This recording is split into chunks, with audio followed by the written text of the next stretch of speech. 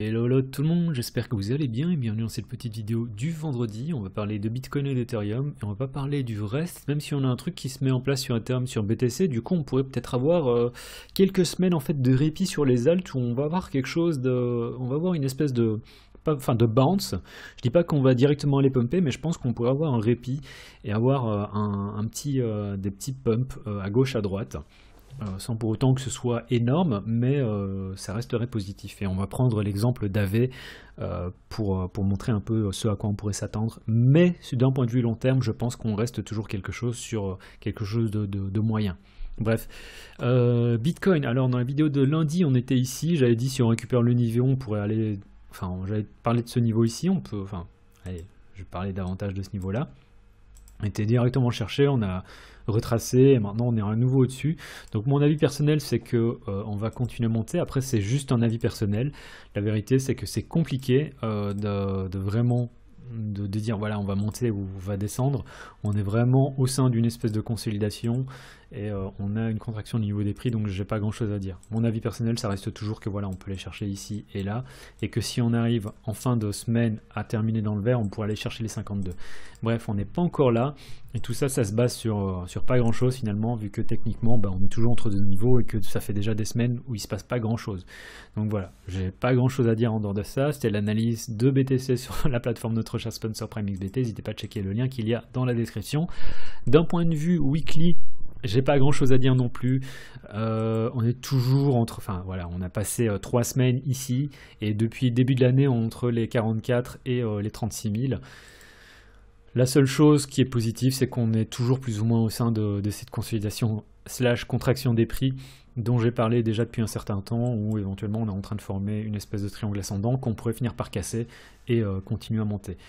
Mon avis personnel, c'est que si on regarde le weekly, on est sur quand même quelque chose qui se met en place, ou si on arrive à terminer la semaine dans le vert, eh ben on pourrait éventuellement continuer à taper sur la résistance, et vu qu'on a tapé 1, 2, 3, 4 fois dessus, je me dis qu'on pourrait finalement la casser pour aller chercher les 52K. Qu'est-ce qui va aller chercher aux 52K, je sais pas, mais on verra si on arrive à ensuite évoluer entre les 42 et les 52K, ce qui pourrait ne pas être mal. Ethereum BTC, on a quelque chose qui est positif.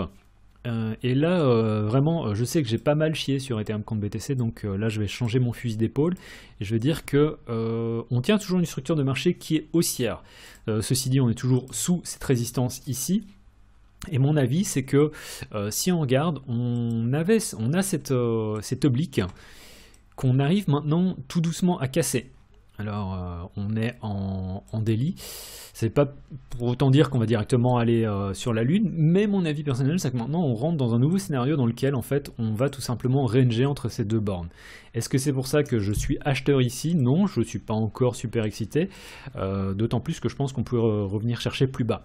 Ceci dit, tel quel, là je pense que la downtrend qu'on a connue déjà depuis 4 mois, je pense qu'elle est terminée. On va rentrer dans un scénario de range et je veux acheter à nouveau la partie basse du range, histoire de me dire que voilà, on a fini la downtrend, on rentre dans un range et que maintenant on peut, une fois que le range il sera fini, on va entamer une uptrend qui pourrait nous emmener je sais pas où.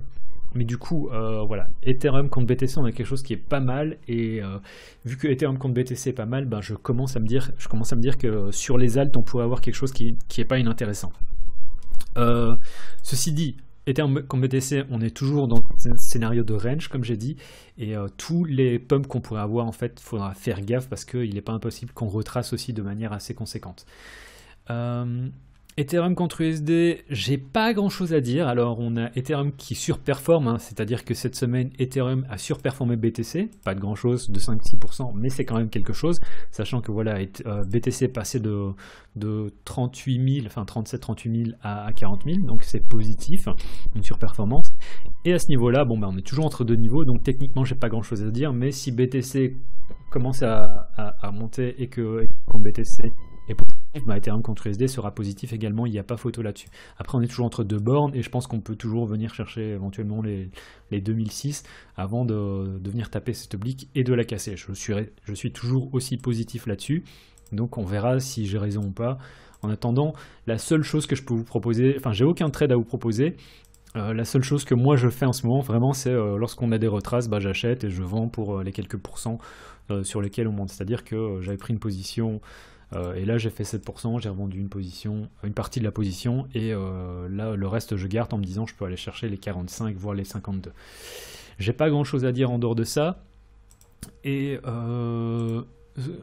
quelque chose dont je voulais montrer, c'était l'exemple d'AV. AV, on a eu un pump. Alors, si on regarde la structure de marché en daily, pour dire qu'on a cassé, ceci dit, quand on est en hebdo, il faut vraiment faire gaffe parce que si maintenant on vient clôturer sous les 150, bah, tout ça c'est quoi? C'est tout simplement un retest bear. Et on est encore potentiellement parti. C'est pas pour ça qu'on va les dumper, mais on reste encore sous les 150 et potentiellement on peut revenir chercher les 114. Donc ça veut dire quoi? Ça veut dire que, d'accord, la downtrend est finie, mais on rentre dans un scénario de range et c'est à ça qu'il faut faire attention. Mais vu que AV a eu un pump de 30, voire peut-être, je crois que c'était 35% au plus haut, il y a des choses qui se mettent en place. Et à mon avis, ce pump sur AV, alors tout le monde disait voilà, le DeFi est morte, et moi le premier. Là, c'est pas inintéressant, c'est pas pour autant qu'on va directement les pumper, comme j'ai dit, je crois que j'arrête pas de me répéter, mais c'est pas, et je pense que c'est pour ça qu'on peut avoir des trucs intéressants sur certains alts, et alors je sais pas lesquels. Alors, AVAX, on est toujours sur quelque chose de positif, mais on est entre deux niveaux, donc on est aussi dans le scénario du range. J'aime encore beaucoup AVAX ce qui se passe. Atom, si on arrive à tenir les niveaux, on pourrait avoir aussi quelque chose d'intéressant. On part de cette consolidation ici, parce que là, je veux dire, ça fait un mois que Atom fait pas grand-chose. À partir de ce moment-là, on pourrait monter éventuellement vers les 40, et là on parle d'un truc à 50%. Donc on parle de bounce qui vraiment sont pas inintéressants.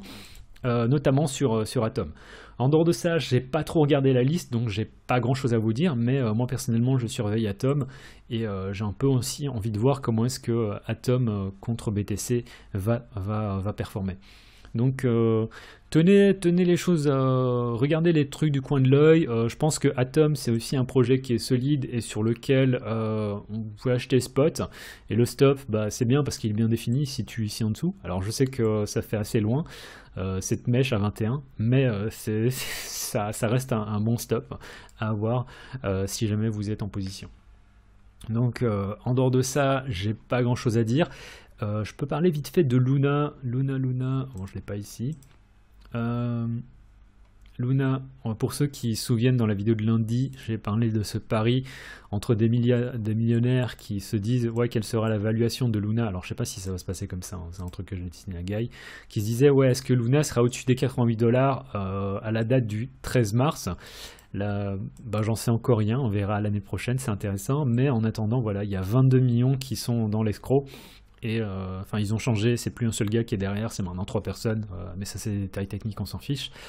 Donc les millionnaires, voilà, s'amusent à prendre des paris sur la valuation de Luna. Il y a 22 millions qui sont en jeu, donc en fonction de qui gagne, bah, il y aura potentiellement une personne triste, voire 2 personnes heureuses. Pourquoi? Parce que c'est un seul gars qui a pris le pari, donc c'est le founder de Luna hein, qui est derrière l'acceptation du pari. Il accepte le pari qui dit que Luna sera au-dessus des 88 $ dans un an, et s'il est au-dessus, bah, il touchera 12 millions, et dans l'autre cas, il en perd à 11. Donc, à voir comment est-ce que ça se termine. J'ai vraiment pas grand-chose à dire en dehors de ça, j'espère que la petite vidéo vous aura plu. Si jamais il y a des alts que vous voulez que je regarde, n'hésitez pas à mettre ça dans les commentaires. Je vais regarder vite fait s'il y a un truc à dire sur ICX, juste pour Yann. Et sinon, c'est pas ICX, c'est UTK, pardon. Donc on va regarder vite fait UTK et puis on va arrêter la vidéo. Bon, UTK, j'ai pas grand chose à dire.